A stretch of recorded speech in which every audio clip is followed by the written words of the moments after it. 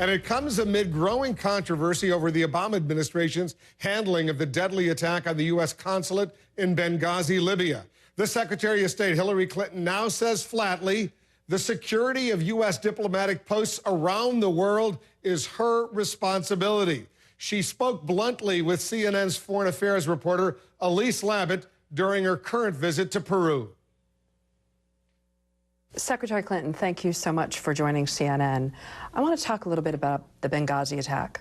September 11th, the evening of this horrible day, you get a call that the consulate in Benghazi was attacked and the ambassador has died. What goes through your head at that moment? Well, Elise, this was a many-hour ordeal that we were all involved in, and I was, deeply concerned, as you would obviously assume, to hear about an attack that on 9/11. On 9/11, an attack that was just overwhelming. The many armed men, numbers not clear, not only at our post but at our annex. And then we couldn't find Ambassador Stevens, and we were trying desperately to figure out what had happened to him and to Sean Smith and the others who were there. So it was an intense, long ordeal for everybody at the State Department and in Libya.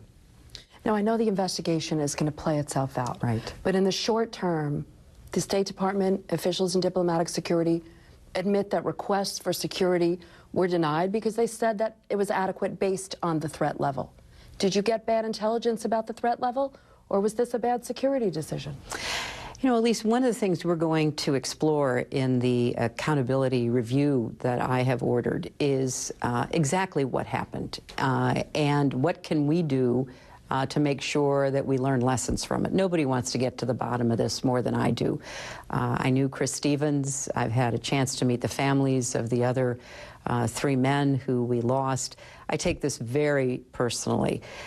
So we're going to get to the bottom of it, and then we're going to do everything we can to work to prevent it from happening again, and then we're going to bring whoever did this to us to justice. I understand, but Eastern Libya, known to be a hub for extremist groups, on 9/11, the ambassador clearly didn't have enough security. Well, I'm not going to reach any conclusions. Obviously, what happened that night was unprecedented. The waves of armed attackers that went on for hours. This was a long attack. Do you think you got wrong intelligence then? I'm not going to get into the blame game either about what we don't fully yet know from our own investigation.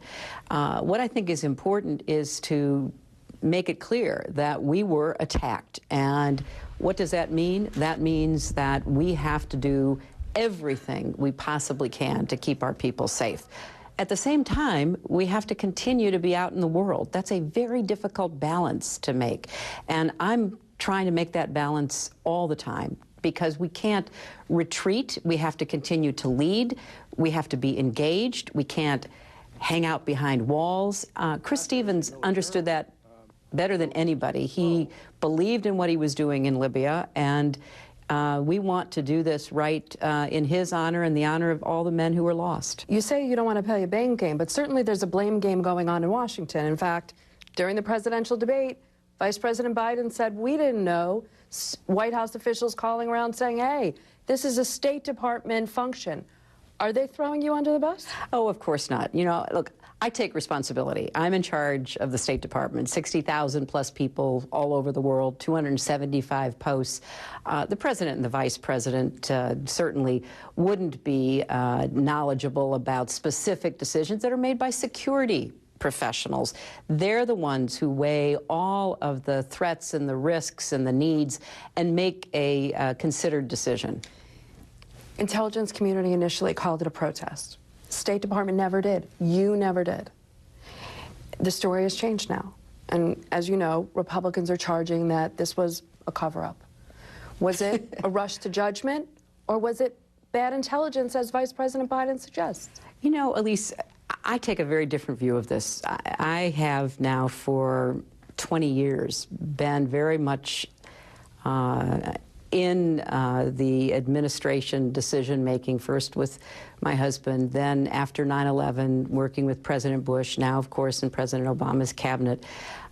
In the wake of an attack like this, in the fog of war, there's always going to be confusion. And I think it is absolutely fair to say that everyone had the same intelligence. Everyone who spoke... Bad intelligence, Well, it seems, everyone though. who spoke tried to give the information that they had. As time has gone on, the information has changed. We've gotten more detail.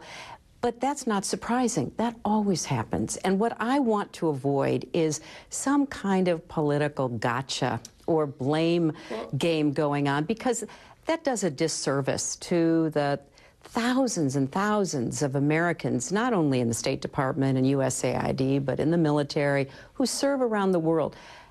Everyone wants to make sure they are as safe as possible, but they are doing the job that they were sent out to do. Well, Ambassador Stevens' father this week said his death is being politicized. Democrats are calling it a witch hunt. Is that what's happening here? Well, I'm not going to get into the political back and forth. I know that we're very close to an election. I want just to take a step back here and say, from my own experience, we are at our best as Americans when we pull together.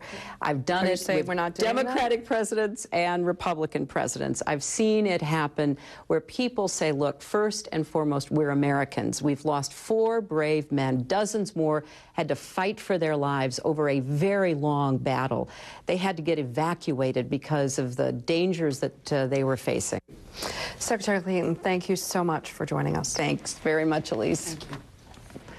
All right, this programming note, more of Elise's interview with the Secretary of State will air later tonight during our 8 p.m. Eastern hour. She is asked to give the President of the United States some advice on how he should prepare for tonight's debate. More of this interview with Hillary Clinton coming up here on CNN.